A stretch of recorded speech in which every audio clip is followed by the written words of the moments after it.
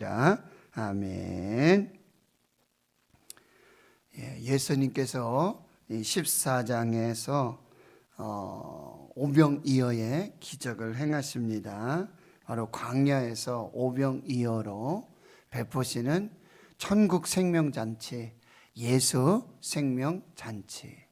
헤롯의 왕궁에는 산의 진미가 있고 그 잔치에는 풍족하고 부족함이 없지만 그 잔치의 끝은 죽음으로 끝나지만 광야에서 예수님이 베푸신 그 천국 잔치는 가진 것은 오병이어밖에 없지만 그것이 예수님 손에 들려지고 예수님 손에서 하나님으로부터 기적과 축복, 생명이 시작되고 있는 것입니다. 이제 오늘 22절에서부터 보면은 바로 그 오병이어의 기적 후에 바로 예수님께서 물 위로 걸으시는 기적이 계속해서 이렇게 진행이 되고 있습니다. 또한 게네사렛 땅에서는 모든 병든 자들 그 옷에 손만 대기를 구하여도 그 모든 병든 자들에게 생명과 이 구원의 역사가 나타나는 기적들이 계속되고 있는 것입니다. 22절 말씀에 보면 그런데 예수님께서 즉시로 제자들을 재촉하십니다. 이 재촉하다라는 단어는요, 억지로 강요해서 제자들을 지금 배에 태워서 건너편 땅으로 건너가게 하시고요. 또 예수님은 무리를 지금 흩어 보내십니다. 이제 밥 다 먹었으니 이제 돌아가라 라고 하시는 거인지는 잘 알 수 없겠지만 이제 무리를 흩으십니다. 그런데 이 오병이어의 기적은 사복음서에 모두 기록이 되어져 있습니다.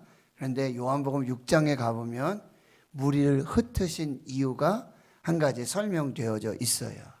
요한복음 6장 14절 15절 말씀에 보면 이 무리들이 이 오병이어의 기적을 경험한 이 무리들이 남자면 5천 명이죠. 그리고 여자와 또 아이들을 헤아리면은 무려 2만여 명 이상 되는 무리예요. 그런데 그 무리들이 어떻게 하냐면 예수님을 붙잡아서 억지로 임금을 삼으려고 하십니다. 예수님을 붙잡고는 정치적 메시아로 지금 세우려고 하는 것이죠. 결국 정치적 메시아를 기다리고 있던 그 무리들, 군중들을 대제사장들, 서기관, 바리새인들이 예수를 십자가에 못 박는 거죠. 그 기적을 통해서 이 무리들, 군중들이 하나님의 아들, 메시아, 예수 그리스도, 생명의 빵이신, 생명의 떡이신, 하늘에서 내려온 살아있는 생명의 떡, 예수 그리스도를 알아보지 못해요. 그 떡을 먹으면서도 육의 눈으로 계속해서 예수님을 보는 거죠.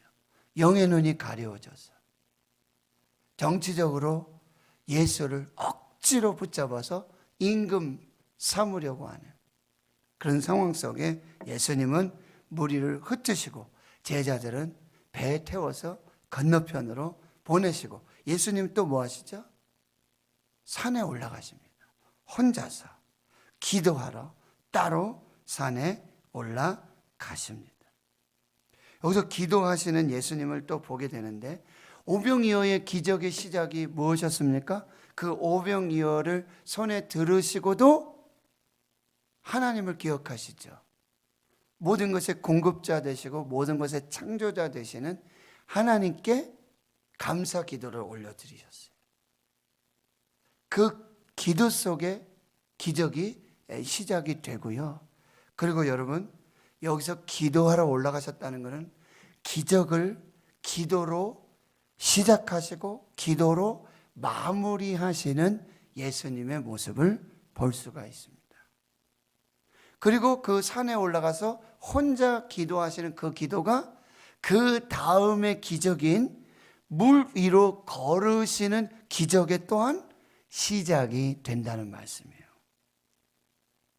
기도로 기적을 시작하시고 기도로 기적을 마무리하시고 그리고 기도는 또 다른 기적의 시작이 되는 것이고요.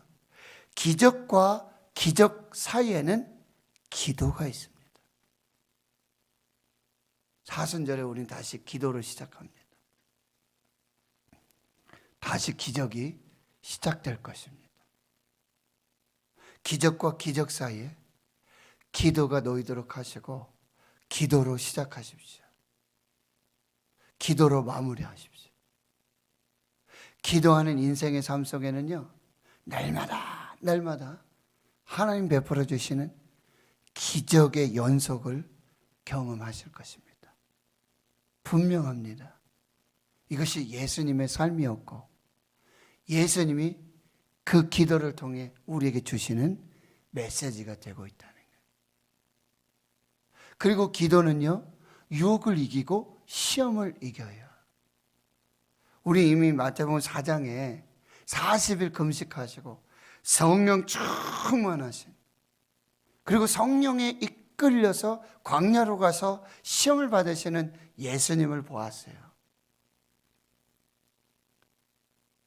성령 충만한 가운데, 은혜 충만한 가운데 뭐가 와요? 시험이 와요. 유혹이 와요. 그런데 그 유혹과 시험을 뭘로 이긴다고요? 기도로 이겨요. 기도로 분별하는 것입니다.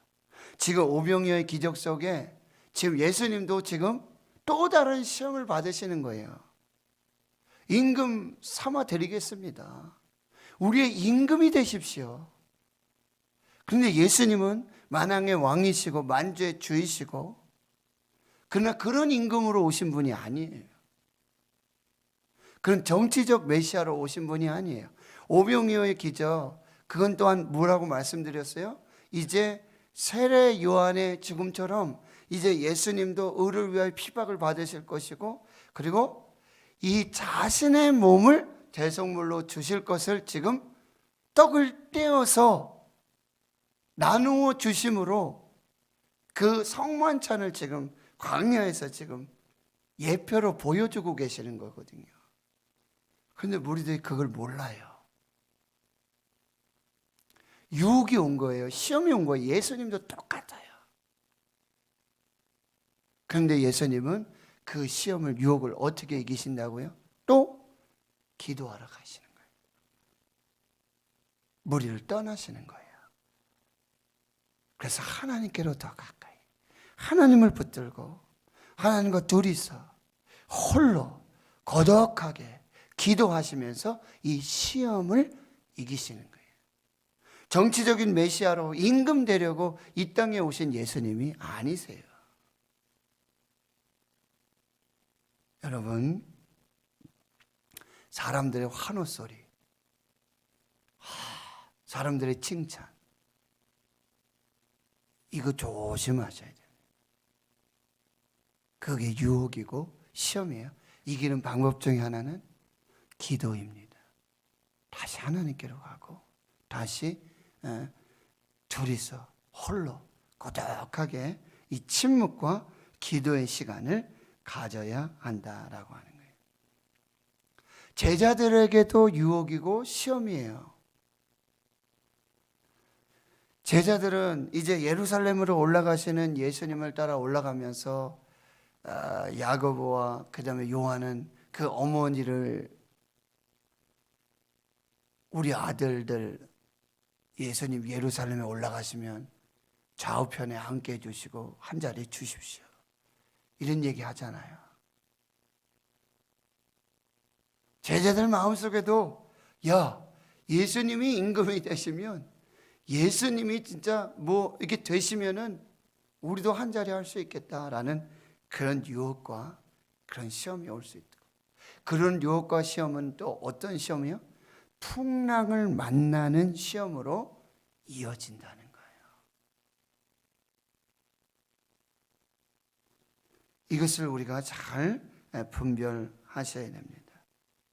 지금 24절 보면 이제 배, 예수님이 이제 제자들 태워서 보낸 그 배, 풍랑이 일고 있습니다. 바람이 거슬르고 물결로 말미암아 고난을 당하고 있습니다. 이렇게 유혹에 빠져서 시험에 들어서 이게 고난 속에 있는 한국 교회와 또 우리의 신앙들을 지금 또 살펴보아야 한다라고 하는 거예요. 그런데 여러분 24절의 이 말씀은 또한 우리에게 희망이 되고 은혜가 되는데, 이건 예수님이 고난당하는 교회와 성도들, 제자들을 다 아시고 살펴보고 계신다는 사실이에요. 예수님이 나올라 나 몰라라고 외면하시는 것이 아니라는 거예요. 다 아시고 다 지켜보신다고 하는 것입니다. 이것이 우리의 위로가 되는 것입니다. 그리고 25절에 보면 이 고난당하는 제자들을 보시고 외면하지 아니하시고, 난 지금 기도 시간이니까 내 기도를 끝내야 돼 라고 계시는 분이 아니라 그 밤 사경에, 밤 사경 새벽 3시부터 6시 사이에 밤의 끝이고 새날의 시작이에요. 바로 그때 예수님이 바다 위를 걸어서 이 배로 그리고 제자들에게 오고 계신다는 거예요. 이게 하나님 주시는 은혜라고 하는 것입니다. 단순히 고난의 현장을 보고 고난의 현장을 다 아시는 그런 예수님이 아니라 그 고난의 끝에 이제 새로 시작되는 새날의 시작에 바로 이 고난의 현장으로 찾아오시는 예수님. 그 물 위를 걸으셔서 배로 제자들에게 찾아오고 계시는 예수님. 이것이 하나님의 은혜라는 거예요. 여러분, 여러분의 고난의 현장, 환난의 현장, 이 코로나19로 인한 그런 어떤 영적인 어려움들, 환난, 고난들 예수님 다 아세요. 다 보고 계세요. 그리고요, 찾아오십니다. 말씀으로 찾아오시고, 기도하는 중에 찾아오시고, 이 교회 성전으로 찾아오시고, 여러분 지금 새벽을 깨워 예배하는 그 가정의 삶에 처서 그 현장으로 예수님이 찾아오십니다. 그냥 내버려 두지 않으세요. 찾아오셔서 구원하시는 예수님의 모습을 이제 보도록 합니다. 26절에 제자들이 그가 바다 위로 걸어오심을 보고 놀라 유령이라 하며 무서워하고 소리 지릅니다. 그런데 예수님이 가장 먼저 주신 말씀 뭐예요? 즉시. 지금 제자들은 혼비백산이에요. 풍랑으로도 그렇지만 지금 바다 위로 걸어오시는 예수님, 분명히 모습은 예수님이신데 이게 비몽사몽이고요. 풍랑으로 바람으로 정말 연약한 중에 있는데 이게 분별이 어려워요. 그러면 어떻게 해야 돼요? 예수님이 즉시 말씀하시잖아요. 뭐라고요? 안심하라. 나니 두려워하지 말라. 무서워하지 말라. 예수님은요 분명하게 말씀하세요. 즉시로 말씀하세요. 안심하라. 나니 무서워하지 말라. 오늘 이 음성을 들으시길 축원합니다. 안심하라. 오늘 막 두렵고 무섭고 염려, 근심, 걱정으로 혹시 예배 오셨습니까? 오늘 이 음성을 들으세요. 안심하라. 나니, 여기서 나니는요 바로 출애굽기 3장과 그리고 이사야 41장, 43장 계속해서 말씀하시는 뭐예요? 스스로 있는 자. 나는 여호와, 나는 하나님. 그 스스로 있는 자, 에고 에이미라고 말씀하고 있는 거예요. 유령이 아니다라고 하는 거예요. 염려하지 말아라. 걱정하지 말아라. 무서워하지 말아라. 두려워하지 말아라. 나는 유령이 아니다. 안심하라. 나니 무서워하지 말라. 여러분, 하나님 성경 말씀에 주시는 말씀에 두려워하지 말라 365회 있다고 말씀드렸죠. 무서워하지 말라. 두려워하지 말라. 내가 너와 함께 함이라. 이 말씀을 여러분 들으시고요. 베드로가 이렇게 말합니다. 주여 만일 주님이시거든 나를 명하사 물 위로 오라 하소서. 오라 하시니 베드로가 배에서 내려 물 위로 걸어서 예수께로 가되 바람을 보고 무서워 빠져가는지라. 여러분, 바람을 보고 누구를 보느냐? 무엇을 바라보느냐? 오직 믿음의 주요 또 온전하게 하시는 이인 예수만 바라보시길 축원합니다. 언제나 주만 바라봅니다. 오늘 찬양했어요. 영어 성경에는 moment by moment, 순간순간마다 계속해서 언제나 주님만 바라봅니다. 여러분, 주님만 바라보세요. 세상 보고 바람 보고 그 소리 듣고 우리의 시선이 흩어지는 순간 우리는 물에 빠질 수밖에 없다라고 하는 것입니다. 30절 다시 보시면 바람을 보고 무서워 빠져가는지라. 예수 보지 않고 바람 보면 무섭고 빠져 죽게 되어지는 거죠. 그때 또 베드로가 소리를 질러요. 주여 나를 구원하소서. 여러분, 예수님은요 즉시 손을 내밀어서 그를 붙잡으시며 그를 구원해 주시는 거예요. 즉시 너 이 녀석 나 보고 와야지 어디 바람 보고 되겠냐? 그렇게 얘기하지 않으세요. 예수님은요 즉시 손을 내밀어 베드로를 붙잡아 주세요. 그분이 예수님이세요. 여러분, 오늘도 그렇게 기도하세요. 주여 나를 구원하소서. 나를 불쌍히 여기소서. 나에게 긍휼을 베풀어 주시옵소서. 하나님 구원해 주세요. 이 연약한 믿음에서 구원해 주세요. 이 코로나19 죽음, 공포, 두려움 중에 하나님 구원해 주세요. 이 경제적인 위기 속에 하나님 구원해 주세요. 이 질병의 위기 속에 하나님 구원해 주세요. 주님 구원해 주세요. 나를 불쌍히 여겨 주세요. 하나님 우리 가정 구원해 주세요. 하나님 우리 자녀들 구원해 주세요. 오늘 저 기도합니다. 하나님 우리 교회 구원해 주시고 한국교회 구원해 주시고 우리 주의 성도들 구원해 주시고 하나님 우리 자녀들 다음 세대를 하나님 구원해 주시고 하나님 우리 환우들 구원해 주세요. 환우들 고쳐주세요. 환우들 치료해 주세요. 오늘 주님께서 즉시 손을 내밀어서 즉시로 손을 내밀어서 붙잡아 주시고 구원해 주시는 역사를 허락해 주실 줄 믿습니다.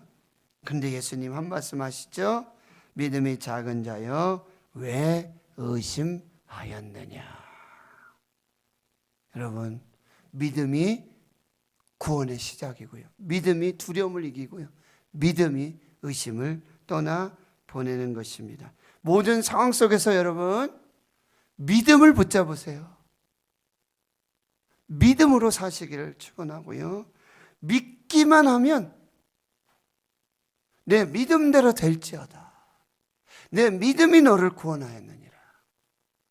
이 믿음 위에 역사하시는 하나님을 경험할 줄 믿습니다. 믿음이 기적을 일으키고요. 믿음의 기도의 역사가 시작되는 거예요. 믿는 자는 구원을 경험하는 것입니다.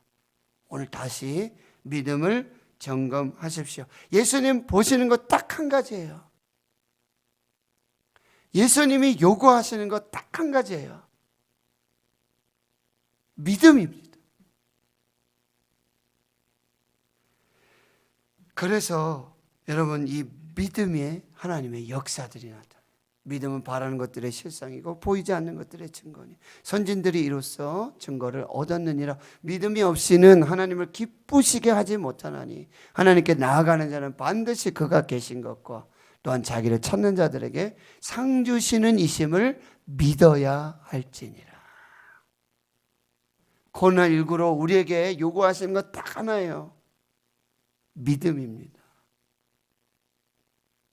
그리고 우리가 다시 회복해야 될 것 믿음이에요. 다시 붙들어야 될 것 믿음이에요. 겨자씨 하늘만큼만 있어도 믿음이 없고 패역한 세대라고 책망하시잖아요. 주여 나의 믿음 없는 것 용서해 주십시오. 주여 내가 믿나이다. 나의 믿음 없는 것 용서해 주세요. 이 기도로 하나님께 나아가는 자들마다 반드시 기적의 구원의 역사를 하나님 허락해 주시는 것입니다. 32절에 예수님이 배 함께 오름에 바람이 그치는지라. 예수님이 함께 하시면, 예수님이 임마누엘 함께 하시면 모든 풍랑이 떠나가고 바람이 그치고 거기 구원과 생명의 역사들이 나타나게 되는 거예요. 하나님 성도 여러분, 이 풍랑을 잔잔하게 하는 이유는 두 가지예요. 바로 예수님이 계신 바다로 가든지요, 바다로 뛰어내리든지. 예수님만 바라보고 가면 그 풍랑 아무것도 아니죠. 또 한 가지는 뭐예요? 예수님이 배에 오르시도록 예수님을 초청하세요. 우리는 마태복음 이미 앞서서 뭐예요? 지금 풍랑이는 바다에 주무시고 계셨던 예수님 보잖아요. 그렇죠? 예수님 흔들어 깨우세요. 예수님이 함께 하시도록. 거기에 구원과 생명의 역사가 나타나고요. 34절 이하에 여러분 또 요구하시는 건 뭐예요? 예수님의 옷자락에라도 손을 대는 그 믿음. 주님 옷자락이만 하도 손을 대면 내가 낫겠다라고 하는 그 믿음. 그 믿음이 구원과 생명의 역사를 일으킨다라고 하는 거. 다시 여러분 기억하시고 다시 기도 시작하세요. 기도로 기적을 시작하고 기도로 기적을 마무리하고 기적과 기적 사이에는 기도가 있고 그리고요 기도로 시험을 이기셔야 돼요. 유혹을 이기셔야 돼요. 그리고 예수님은요 우리에게 오셔서 오늘도 안심하라 나니 두려워하지 마라 무서워하지 말아라. 손을 내밀어 즉시 구원해 주십니다. 오늘도 주님만 바라보십시오. 주여 구원하여 주시옵소서.